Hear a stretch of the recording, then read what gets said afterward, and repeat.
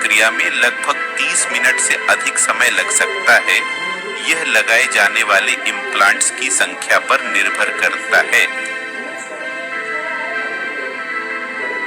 पहला कदम एक अच्छा टोमोग्राफिक विश्लेषण है।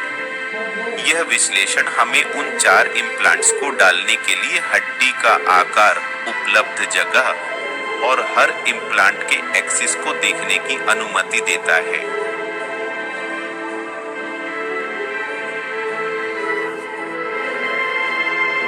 अधिकांश मामलों में डेंटल इम्प्लांट्स को स्थानीय एनेस्थीसिया के तहत किया जाता है।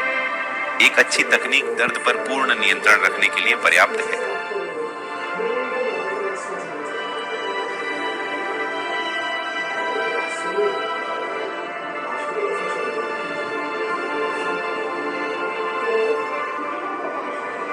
ये दांत इम्प्लांट सर्जरी से पहले या दौरान निकाले जा सकते हैं।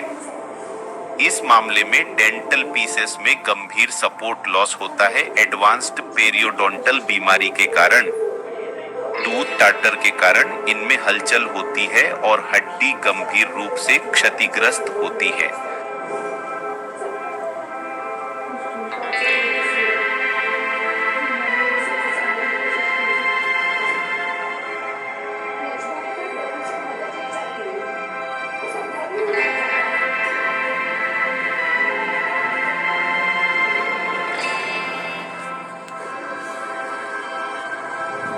एक स्कैल्पेल का उपयोग करके विशेषज्ञ गम की पूरी मोटाई काटकर हड्डी को देखने के लिए शुरू करेगा। इस मामले में ऊपरी जौ के बाईं और दाईं दोनों तरफ 2 विस्तृत चीरे लगाए जाएंगे।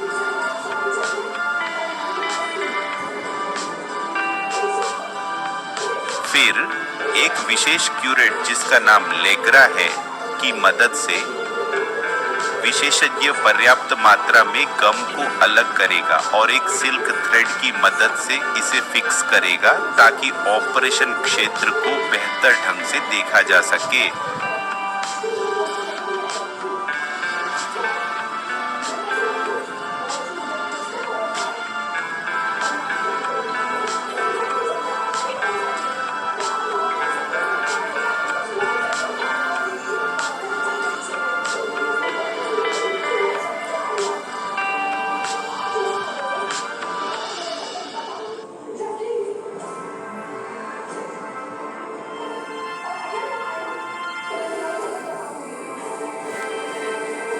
विशेषज्ञ इम्प्लांट के आकार के अनुसार कैलिब्रेटेड एक श्रृंखला का उपयोग करेगा। पहली श्रृंखला आमतौर पर स्पीयर ड्रिल या इंडरमन ड्रिल होती है, जो बहुत घने पहले परत की हड्डी के लिए होती है।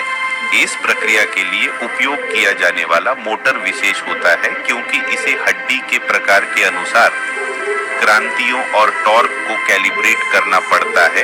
इसके अलावा अच्छा सलाइन छिड़काव सुनिश्चित किया जाता है कि इम्प्लांट की डायमीटर तक पहुंचने के बाद एक विशेष टेप ड्रिल का उपयोग किया जाएगा। जिस प्रत्येक 4 इम्प्लांट्स के लिए एक ही प्रक्रिया को दोहराना होगा, यह ध्यान रखते हुए कि समीपस्थ एनाटॉमिकल क्षेत्रों को नुकसान न पहुंचे, जैसे कि मैक्सिलरी साइनस। इसीलिए पहले के कदमों में माप लिया गया था। पिछले इम्प्लांट्स थोड़े से झुके हुए रखे जाते हैं और 2 फ्रंटल इम्प्लांट्स सीधे या समानांतर हों।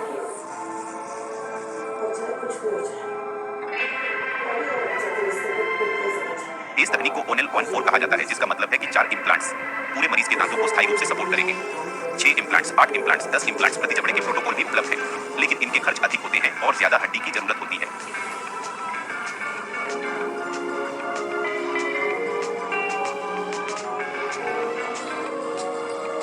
हाइलॉन्ग स्पोर्ट तकनीक में 4 इम्प्लांट्स को सही जगह पर लगाया जाता है ताकि स्थायी दांतों का समर्थन मिल सके, जैसे बिजली धातु ceramic screw bridge, screw zirconium bridge, cemented metal ceramic bridge, जैसे इस केस में हाइब्रिड स्क्रूड प्रोस्थेसिस या बार्स ओवर रिमूवेबल प्रोस्थेसिस।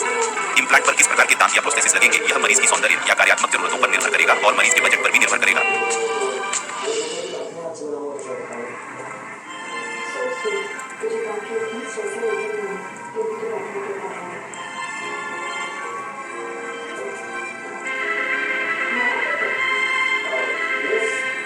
इस बिंदु पर डेंटिस्ट एक कोन आकार की कैप, जिसे हीलिंग एबेटमेंट कहते हैं, लगाएगा, जिसका मकसद है इम्प्लांट के चारों ओर मसूड़े की गठन, इम्प्लांट की सुरक्षा करना और इसे दूसरी फेज तक, जो 2 महीने या अधिक बाद होगी, पेज से इम्प्लांट पर लगाया रहेगा।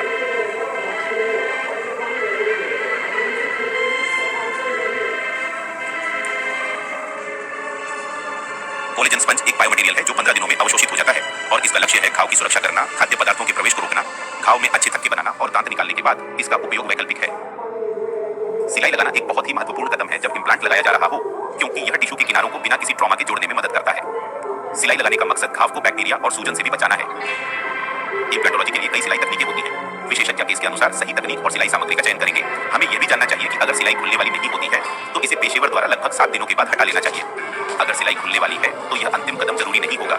इस फेज में डाइट का खास ध्यान रखना चाहिए। विशेषज्ञ द्वारा बताई गई दवाएं लेनी चाहिए। इसके साथ ही पहले 15 दिनों के लिए क्लोरहेक्सिडिन आधारित विशेष माउथ वॉश का उपयोग करना चाहिए। सिलाई हटाए जाने के बाद अंदरूनी इलाज जारी रहता है और हड्डी और इम्प्लांट के बीच एक प्रक्रिया होती है जिसे ऑस्टियोइंटीग्रेशन कहा जाता है। यह प्रक्रिया 2 महीने या उससे अधिक समय ले सकती है। आजकल ऐसे इम्प्लांट्स भी हैं जो इम्प्लांट लगाने के उसी दिन उपयोग के लिए तैयार होते हैं, लेकिन इसके लिए अच्छी हड्डी की गुणवत्ता होनी चाहिए। 2 महीने या उससे अधिक समय के बाद इम्प्लांट्स पूरी तरह से जुड़ जाते हैं और फिर वे उपयोग और स्थायी प्रोटेसिस के लिए तैयार हो जाते हैं।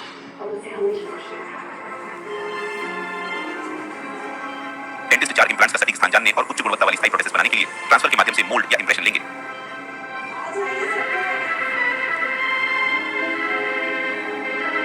इन ट्रांसफर्स को विशेष रेजिन की मदद से जोड़ते हैं ताकि मोल्ड बहुत सटीक हो। आजकल डिजिटल स्कैनर से प्रिंट लेने के तरीके भी मौजूद हैं, जो दंत चिकित्सा के लिए एक बड़ी प्रगति है, लेकिन हम इस विषय को आगे कवर करेंगे।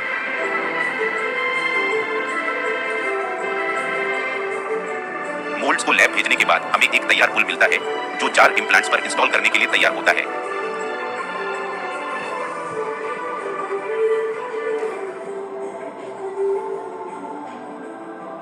पुल को लगाने के लिए पहले सीधा और कोणीय पिलर्स लगाए जाते हैं, जिन्हें लैब गम की मोटाई और इम्प्लांट की गहराई के अनुसार कस्टम बनाती है। ये पिलर्स अन्य प्रकार के भी हो सकते हैं, जैसे मल्टी यूनिट पिलर्स जो स्क्रू रिटेन्ड ब्रिज की अनुमति देते हैं। इस मामले में हमने सीमेंटेड ब्रिज चुना है।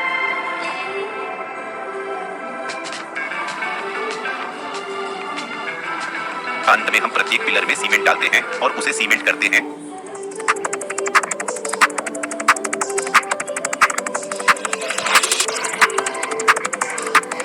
क्या आप इस दांतों को ठीक करने की तकनीक को जानते थे? निम्नलिखित में कुछ वास्तविक केस हैं। अपनी टिप्पणी छोड़ें, चैनल के सदस्य बने, साझा करें और अपने पसंद का लाइक दें।